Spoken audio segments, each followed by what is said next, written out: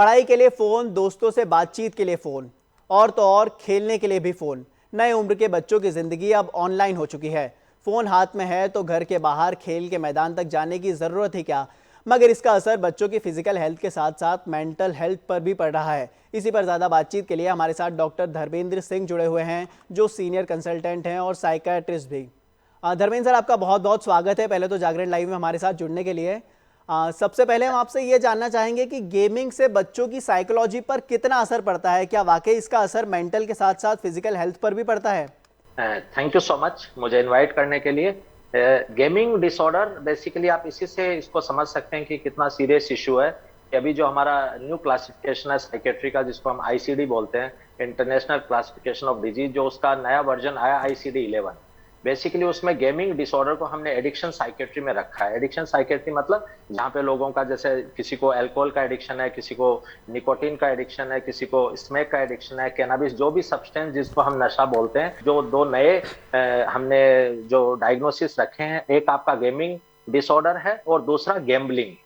तो आप सोचिए, इसी से आप समझ सकते हैं कि एक ये एडिक्शन की तरह है, जिसको जैसे किसी को अल्कोहल की लत है, किसी को निकोटीन की लत है, वैसे इसकी लत होती है। तो इसको आप कैसे पहचानेंगे कि इसके साइंस, इसके डायग्नोसिस क्राइटेरिया क्या होते हैं? कैसे आप कह सकते हो कि इस बच्चे को शायद गेमिंग डिसऑर्डर से ये बच्चा ग्रसित है या अफेक्टेड है? इसमें अगर बच्चा इसका अगर परसिस्टेंट बच्चा यूज करता है, अगर उसका परसिस्टेंट और रिकरेंट गेमिंग बिहेवियर है, चाहे वो ऑनलाइन है या ऑफलाइन है, और उसकी वजह से क्या होता है कि बच्चा, उसका जो कंट्रोल बच्चा लूज कर जाता है धीरे धीरे, कि वो कितनी देर उसको खेलेगा, उसका ड्यूरेशन क्या होगा, वो कितनी बार खेलेगा, उसकी फ्रीक्वेंसी क्या होगी और उसकी इंटेंसिटी क्या होगी। जैसे एक अल्कोहल एडिक्शन का पेशेंट अगर वो शराब पीना शुरू करता तो उसका कंट्रोल नहीं रह पाता कि उसको कितनी पीनी है या वो कब उसको टर्मिनेट करेगा। वैसे ही बच्चा उसको जब गेम खेलने लग जाता तो उसको टर्मिनेट करने में बड़ी दिक्कत आती है। अगर पेरेंट्स को बीच में बुलाते हैं तो उसमें इरिटेबिलिटी आ जाती है, वो कई बार गुस्सा भी कर देता है, धीरे धीरे वो कुछ गलत वर्ड्स भी फैमिली के साथ यूज करने लग जाता है। तो इसका एक इंपॉर्टेंट क्राइटेरिया है कि बच्चे का जो उसका जो इम्पेयर्ड कंट्रोल है over the frequency, duration and intensity.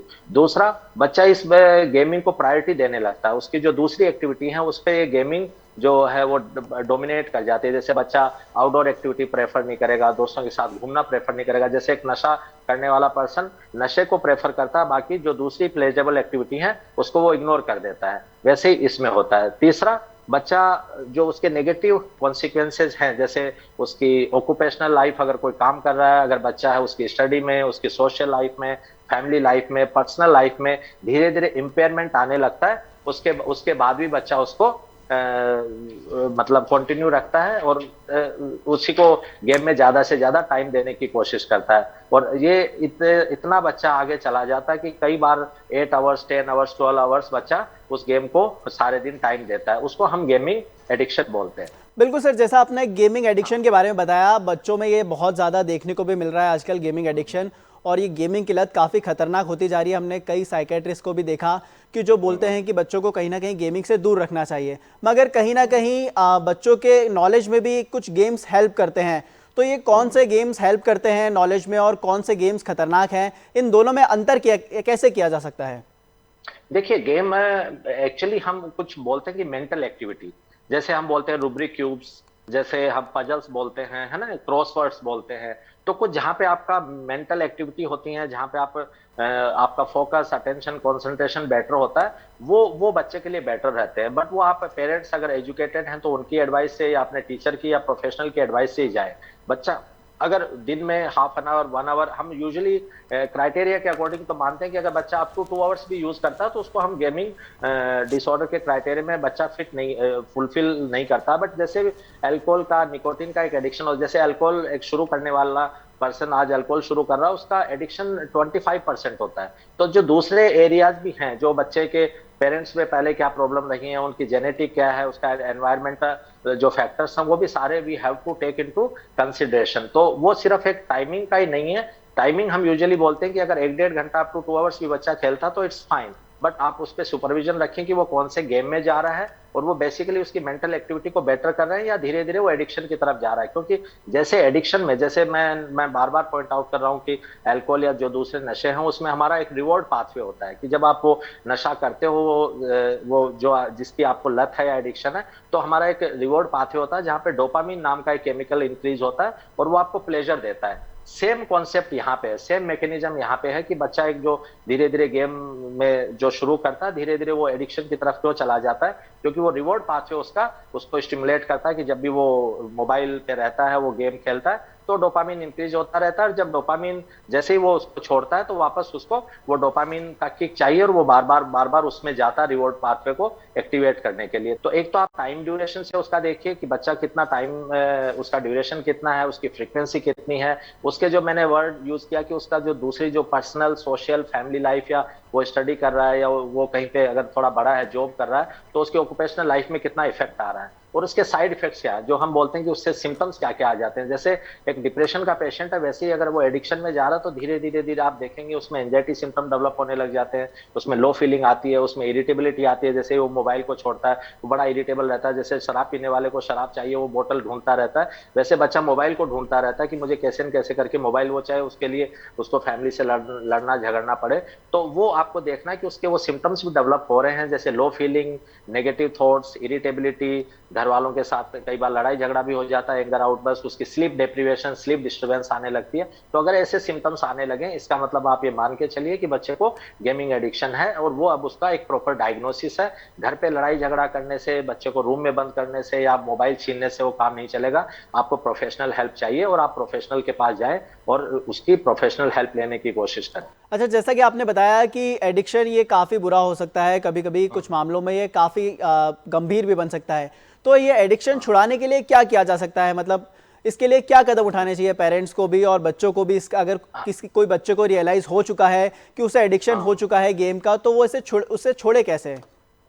हाँ, ये बहुत आपने इंपॉर्टेंट क्वेश्चन पूछा है। इसमें देखिए ट्रीटमेंट इसमें क्या है, हमें दो तीन डोमेन्स को इसमें देखना होता है। एक तो हम बोलते हैं प्रिवेंशन।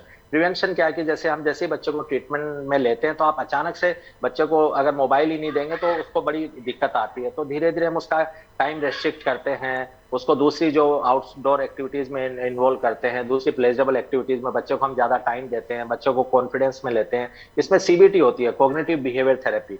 हम कॉग्निटिव बिहेवियर थेरेपी का भी यूज करते हैं। और जैसे मैंने बताया कि अगर बच्चे में सिम्टम्स डेवलप हो गए हैं, डिप्रेसिव एंजाइटी सिम्टम, तो हम उसमें बच्चे की एज को देख के हम कुछ मेडिकेशन का भी इसमें अच्छा रोल है, जो सिम्टम्स को इमीडिएटली कंट्रोल कर देती है और बच्चे को एक फेथ डेवलप होता है कि हाँ डॉक्टर मेरी हेल्प कर रहे हैं और शायद मुझे ट्रीटमेंट लेना चाहिए। सो हमें देखना है कि बच्चा कौन से लेवल पे है, उसके अकॉर्डिंग हमें प्रिवेंशन पे जाना है, मेडिकेशन की हेल्प लेनी है, कॉग्निटिव बिहेवियर थेरेपी की हेल्प लेनी है। वो केस टू केस वेरी करता है, वो हमें पहले असेसमेंट करना पड़ता है, then we have to decide for the treatment plan.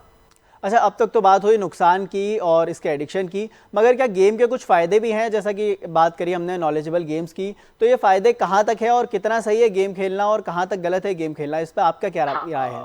फायदा मैंने जैसे बताया कि हम कुछ खुद जैसे बच्चों की अटेंशन कंसंट्रेशन को बेटर करने के लिए, जैसे मैंने आपको बताया, जैसे रूब्रिक क्यूब का जो गेम होता है, बच्चे जो कलर्स को मिलाते हैं, है ना, कई बार जैसे पजल्स हम बोलते हैं, क्रॉसवर्ड्स बोलते हैं, जो कुछ ऐसे गेम्स हैं उसमें भी, तो जिसमें जहाँ पे आपका जो अटेंशन कंसंट्रेशन फोकस बेटर होता है, वो गेम्स अगर आप लिमिटेड टाइम में बच्चे को सुपरविजन में अगर खिलाते हैं तो वो बच्चे के लिए फायदेमंद भी होते हैं। बट वो आपको प्रॉपर एक टीचर से, अगर टीचर्स का जैसे स्कूल में अगर आपको वो गाइड करते हैं, क्या किसी प्रोफेशनल या प्रॉपर आप उसकी नॉलेज लेके ही बच्चे को उस चीज में ले जाएं। क्योंकि आजकल जैसे कोविड के बाद ये प्रॉब्लम काफी बढ़ गई है, क्योंकि कोविड में सब बच्चे भी घर पे रहते थे, पेरेंट्स, ये कहना बड़ा इजी है बट पेरेंट्स को सारे दिन बच्चों को टाइम देना उनके लिए भी बड़ा मुश्किल होता था, वो वर्क फ्रॉम होम हो गया था। तो वो कोविड ने इन प्रॉब्लम्स को, जैसे over the time nuclear family हो गई, जो हमारे जॉइंट फैमिली का कॉन्सेप्ट हुआ करता था, उस कॉन्सेप्ट के पीछे बड़े स्ट्रॉन्ग रीजंस थे। बट धीरे धीरे जो न्यूक्लियर फैमिली है, वहां पे दादाजी दादी जी, नाना जी नानी जी वो अब फैमिली में रहते नहीं है, वाइफ भी जैसे मदर हैं जो वर्किंग वुमेन हो गई हैं, तो वो कहीं ना कहीं, और मोबाइल्स और ये जो इसका जो गैजेट्स हैं वो ज्यादा से ज्यादा आ गए हैं, तो ये जो फैक्टर्स हैं वो धीरे धीरे इसको बढ़ावा दे रहे हैं। मैंने बताया कि कुछ स्पेसिफिक गेम्स ही हैं जो बच्चे अगर यूज करते हैं तो, और वो भी लिमिटेड टाइम के लिए, तो हाँ उनके लिए बेटर रहता है। बट हाँ ये पबजी और ये जो दूसरे जो गेम्स आप ये जो गन्स वाले ये बता रहे हैं, ये डेफिनेटली बच्चों के लिए नुकसानदायक है। ये हमें देखना चाहिए कि बच्चा कितना यूज कर रहा है, कितना टाइम उसमें लगा रहा है, कितना अपनी जो स्टडी को इग्नोर करके या दूसरी जो आउटडोर एक्टिविटीज हैं, प्लेजरेबल एक्टिविटीज, उसको इग्नोर करके तो बच्चा उसमें इंडल्ज नहीं है। बिल्कुल, कोविड के बाद देखा गया कि बच्चे आउटडोर की जगह इंडोर गेम्स में ज़्यादा फोकस करने लगे और मोबाइल गेमिंग की तरफ ज़्यादा धकेल दिए गए। तो करेक्ट। तमाम जानकारी के लिए आपका बहुत बहुत धन्यवाद, और जागरण लाइव के साथ जुड़ने के लिए भी आपका बहुत बहुत थैंक यू।